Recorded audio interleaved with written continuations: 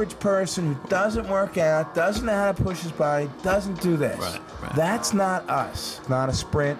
It's a grind. You got to do it day in and day out and keep getting wins. That was my deal. I would have got it. Smile, dial, and make a pile. Okay, that's my slogan. There's a million of them. Only a few people succeed at a high level.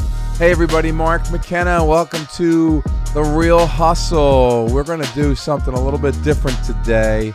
And I got to tell you, the last couple guests that we've had, I mean, Gary Mercer was unbelievable. Okay, for all you real estate people out there, if you didn't get anything from that Gary Mercer interview, you probably should just quit and send your license back to the state, because that guy is a flat-out beast. And even the conversations we had off camera for another 45 minutes were just amazing. So I want to thank Gary. Also, you know, Ben Dash, got a ton of comments about Ben Dash and how he changed his life around, and, you know, with the whole fitness and diet that he's going to, and really figuring the whole thing out at the age of 52.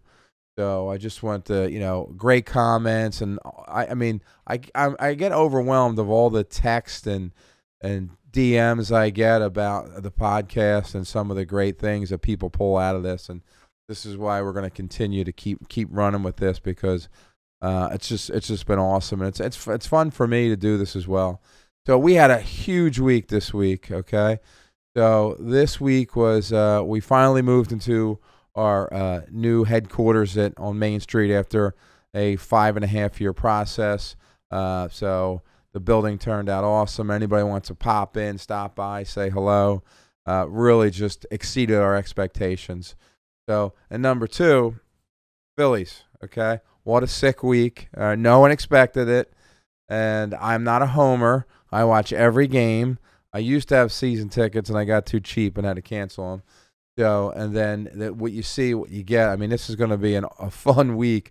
Nobody ever expected this. If I start bragging about the Eagles, then you know I'm a bandwagon guy, because I've never rooted for the Eagles. I like them, but I don't root for them all the time. So we're going to take a little different spin today. I was trying to get a guest on the show.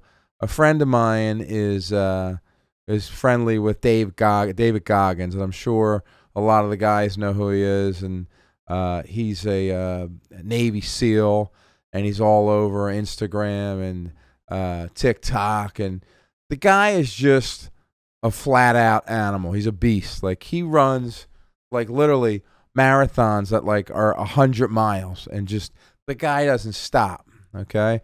And if you go back and if you look at Goggins, you know, he wasn't always like that. You know, he was a mess. He was really heavy, and you know, something went on, a switch went off in his head. And so I was, you know, there was a possibility. My friend was like, you might get him to come in and do an interview. I said, that would be amazing, right? So then I start watching all this video about this guy, and I'm watching. His level of intensity is so far off the charts. I was actually getting nervous to interview him. I'm like, this guy's going to eat me for lunch. I mean, he just does everything to the 9th degree. So I keep watching the videos, right? I'm like, I got to do this. I got to be more like him. And, you know, not to that level, but, and then, you know, because I've been struggling a little bit. I'm not going to lie. I mean, you know, I put on 30 pounds, and I kept using the drugs I was on for the cancer treatment as a crutch. Okay. And I keep watching and I'm making excuses. And then I keep watching. I go, you know what? Okay. He might be a little harsh. Okay. But he's right. So, like, he would eat me up. And basically he said, stop being a wuss. Make the right decisions. Okay. I don't care if it's about food or drinking or work. Okay. No one ever, I mean, at least I don't want to be average, okay? I mean, that just drives me insane. Everything I've done in my life, okay, I never wanted to be an average athlete. I did everything I could to get to the next level and do what I could and exceed at a high level. I never wanted to be an average husband. Sometimes I was a subpar husband, and sometimes I was really good, but I try to be above average all the time. When it comes to work and some of these amazing people that I bring on this podcast, I mean, look at Rob LaScala. He doesn't want to be average. Okay, look at Brian Glatz. I mean, that's that story itself. I mean, who wants to be? Now, some people are fine with average. Okay, when you're in this sales environment, you can't be like that. You will never succeed. So, you know, and the reason why I bring this up today is we're getting into a changing market. All right, our market's a lot stronger than most of the country. All right, but the market is changing. So if you keep doing the same average stuff, you're going to get the same results. And, you know, like we talked about when Gary was here last week, you got to pivot. I'll give you a billion reasons to pivot. The guy writes $275 million in a year, and he just keeps staying ahead of the curve. And I try and do the same thing. So, you know, and I stress this to my agents all the time, okay? As this market changes, you're going to have some really, really awkward conversations with some of your buyers and sellers. You really are, okay? And, you know, you need to wear a different hat because that time period that we had for 2 years has changed. You're not getting 50 offers and things aren't flying off the shelf. You're getting 1 or 2 offers. It's going back to a normal market. So if you keep practicing things the way you were and you don't pivot, you're going to lose deals. You're going to lose deals up and down, and then you're going to get frustrated. I had a conversation with one of my agents this morning at 8 o'clock this morning, and a really good agent, not somebody that, you know, sells 5 houses, 6 houses a year, someone who's really got it going. And, you know, I had to really coach them through that call. I'm like, and break it down because they, you know, you got to remember too. I tell all my sellers and my buyers this. All right, I'm hired in this transaction to take the emotion out of the deal. That's the main reason I'm here. I need to be a calming force, and I need to take the emotion out. If you're an agent in a transaction and you're getting your clients worked up because things aren't going your way, you're going to screw the whole thing up. Yeah, I mean, you got to understand that. You have to be emotional. This is a business deal. This is the most emotional purchase of any time for any homeowner. That selling their house is like overwhelming. Okay? They say that getting married and selling your house are the 2 most emotional things you can do in your lifetime. And I think death is in there too. 3 of them. All right? So imagine that. And now we got a market that's shifting. It's far from terrible. Okay? It's going to a normal real estate market. You can't be emotional. So, you know, if you're out there and you're, you know, talking to your manager and different things, you need to change your mindset. You need to change everything you do, because if you keep doing those same things and the market stays the same and get the same results, you keep doing the same things and the markets change, you're going to tank and you're going to be out of the business. Okay? And you're going to use the famous line that I hate more than anything. I think I'm going to go get a real job. Okay? Like, this isn't a real job. This is the best job you can ever have in your lifetime, because you get compensated on how hard you work and how good you are. Okay? You can go work at any other place. You can be a teacher or a fireman or an accountant, and, you know, you work on your levels that you get paid. You could be the greatest teacher in the world, and the person next to you is the worst teacher in the world, and you can win Teacher of the Year and all these awards. You still get paid the same amount of money. Okay? You got to do that job because you love it and you love helping people. This job is not like that. So you need to be out in front and figure things out. Okay? One of my, you know, going back to the whole Goggins things, one of my things I always tell my agents, okay? You need to be comfortable in uncomfortable situations. Okay? And there will be a lot of uncomfortable situations happening in the future. Why would I buy a house? Rates are 7%. Why would I do this? I'm just going to stay in my house. Okay? So this is your job to learn these objectives and learn how to do this. That's what we teach our agents. We hear there's only 6 objections that are out there. Okay, I don't like the price you're bringing me. I don't have to move.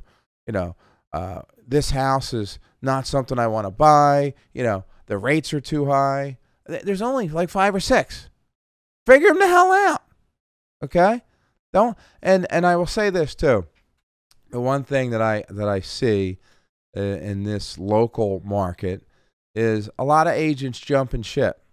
Okay, they're leaving. They're going to this place. They're going to that place. Slow in here. Nothing's happening. Okay, and this is kind of a little bit of a broker plug. Look in the mirror. Okay, and this is my other thing I tell everybody all the time. If I followed you around from the time you woke up and went to work till the time you came home, would I be happy or sad with what you did to try and produce business? Huh? I mean, I tell you, and people say, what do you mean by that? I'm like, are you doing things to go out and get business instead of sitting there waiting for the phone to ring or waiting for the next Zillow call or waiting for me to call up and say, hey, I got a referral. You want it? Oh, yeah, sure. Okay. You got to learn how to do things for yourself. If you don't and you keep waiting and waiting, you are going to fail. There will be a cleansing over the next 2 years. You need to be out in front of it. Okay? Do the same things in a different market, bad results. Okay? I try and reinvent myself every 2 years. If it's hiring somebody, trying something different, sometimes I got to go back to basics.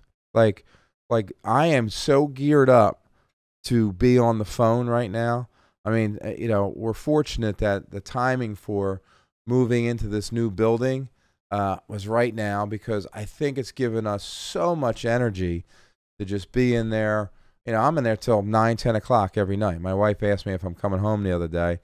I said, if I had a shower in here, I'd probably keep working in a bed. But, these are the types of things, because when calls aren't flying in left and right, okay, you got to go out and really secure business.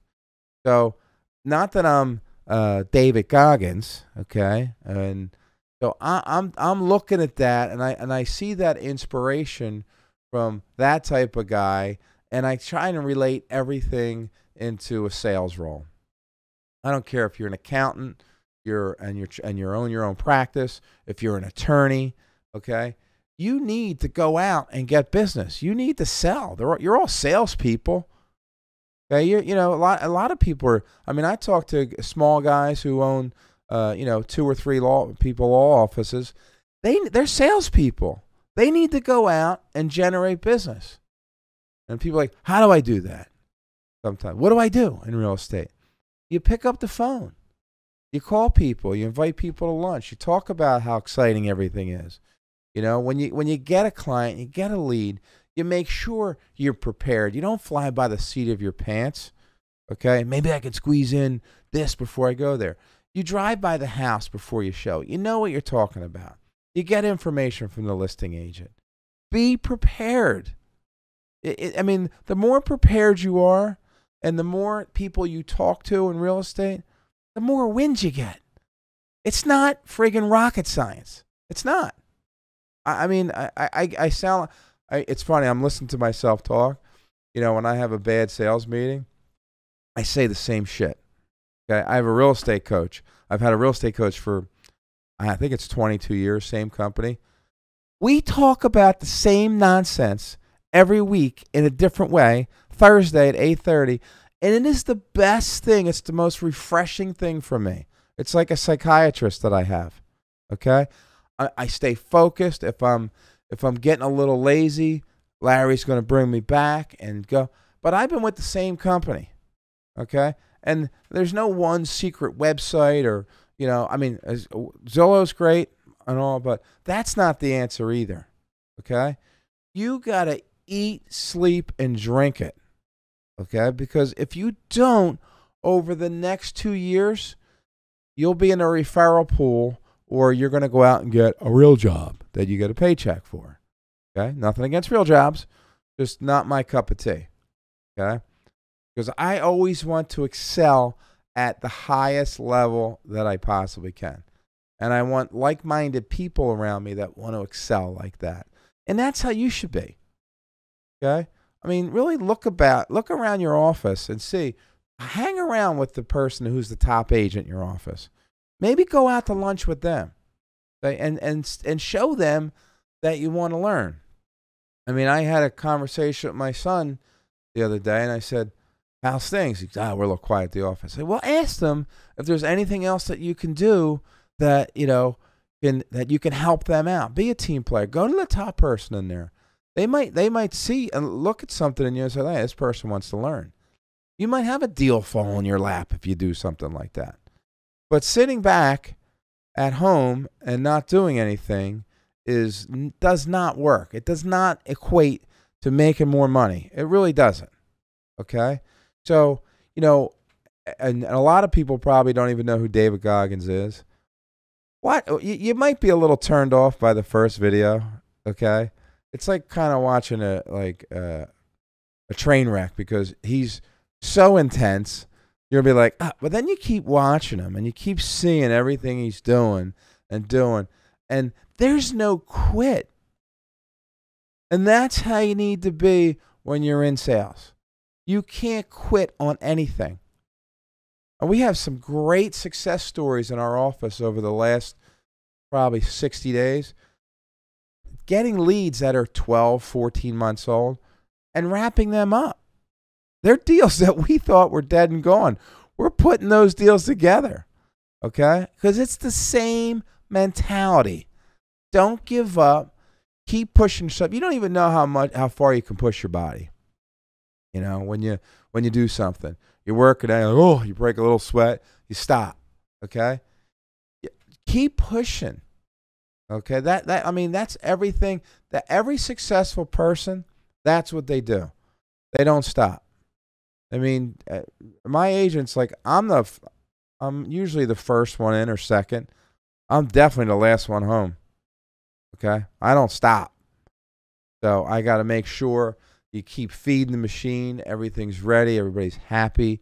You got, your everything's together in the office, and you're generating business. And if you're not on the phone, if you think you're going to do it just from posting a couple Facebook videos, you're going to fail. Okay? I'm fortunate enough that we've built this amazing team, that we have everything set. We got a videographer. We got some listings manager, an ISA, all these great people build the machine. But there's a lot of hard work and effort and training into doing that.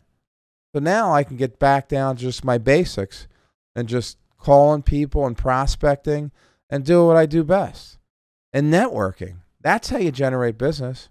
And when you get that business, you got to be prepared and show that consumer that you have value. It's that simple.